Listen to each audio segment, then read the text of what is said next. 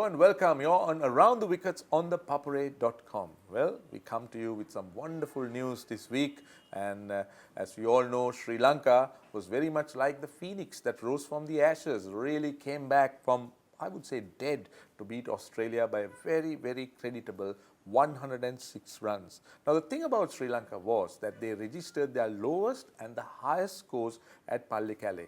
When they won the toss, decided to bat on a very dry surface. One thought that Sri Lanka had lost the advantage when they were all out for 117. But I was very impressed with the way the Sri Lankan bowlers came back, particularly young Roshan Abeysinghe.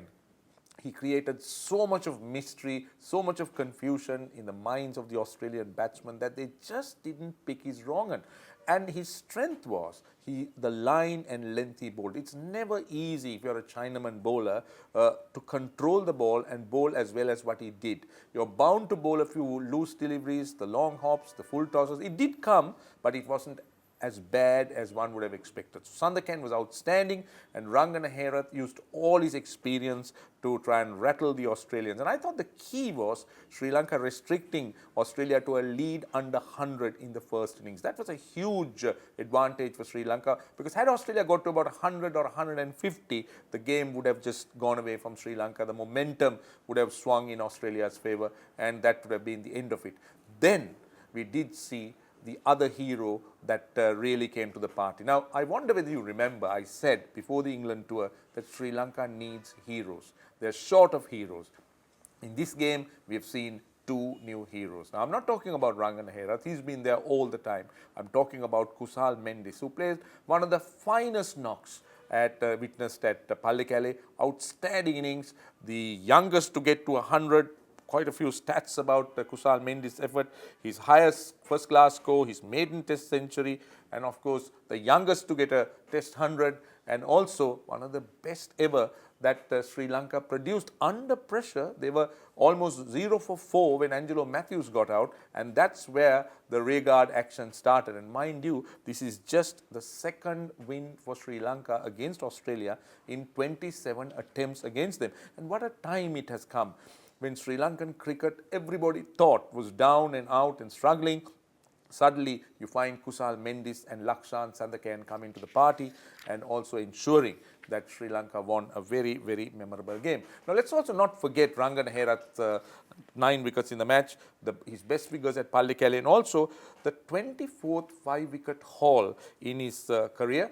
And also remember that today pitchers are so weighted towards batsmen, and getting a 5-wicket haul on a pitch, a modern day test pitch, is not easy. In the past, the pitchers weren't really batsman friendly, so the bowlers did have a chance, but most pitchers today are batsman friendly pitchers. So Rangana Herath's strength was his line and length, his persistent attack against the Australian batsman, the subtle variations, the lower arm delivery, the change of pace. He had the full thing, the full repertoire in his bowling. So it was a magnificent effort. And as I said, Abeysinghe was outstanding. His googly, or the Chinaman, was brilliant. His stock ball was also good. And the ball that he bowled the Australian opener, Joe Burns, was simply a ripper. It just spun back from the rough, but it spun so quickly. Tells you the amount of spin that Abeysinghe imparts on the ball. Of course, he got some help from the rough, but he imparts so much of spin on the ball, and with the wrist, always wrist spinners spin the ball much more than finger spinners. And one other thing about Abeysinghe, it excites me. To me, he is the most exciting bowler I have seen since Muthaiya Muralidharan.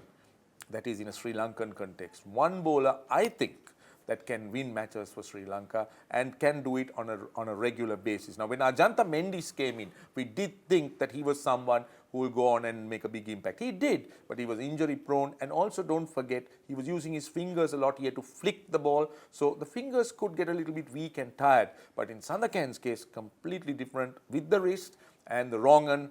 Simply outstanding. I think Sri Lanka is in for some very exciting times ahead.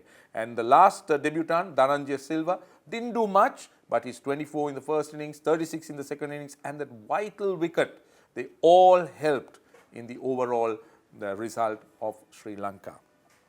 Well, for Australia, not very good news, because I thought the Australian spinners let them down. I didn't think that Nathan Lyon really bowled well on that pitch. If you analyze the speeds he bowled, he was firing the ball in. Even Dilruwan Perera of Sri Lanka, I thought, was firing the ball in. They needed to loop it. They needed to get a little bit of purchase of the pitch. And how do you do that? And that's by just looping the ball and trying to hit those rough areas and also slowing the pace. That way you could get more spin, you could create problems for the batsman. Now O'Keefe was brilliant. If you watched his speed, he was bowling at 79, 80, 81 kilometers an hour, whilst Lyon was going at 89, 90, 91. So that helped the Sri Lankan batsman to combat him. The sweep shot came into play, and by and large, I thought the most experienced Australian spinner, the only off spinner to get 200 test wickets for Australia, let them down. Now with O'Keefe's injury, Australia has recalled not a young man, but is recalled John Holland, who's 29 years, has played a lot of A-team Australian cricket. He'll come in straight into the game at Galle. Galle, of course, is a pitch that will help spin. But I'll tell you one thing.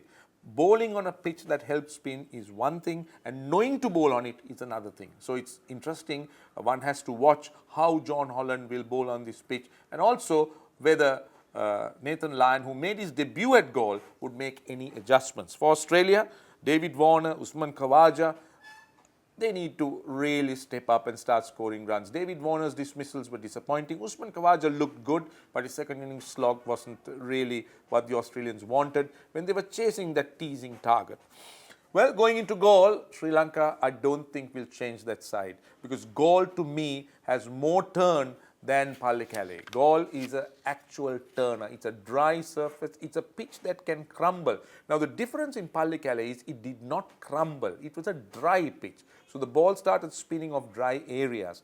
Whilst Galle, I'm sure it can crumble, as we have seen. The first 3 days will be fine. Come the 4th, 5th day, the pitch can start to powder. It can start to crumble.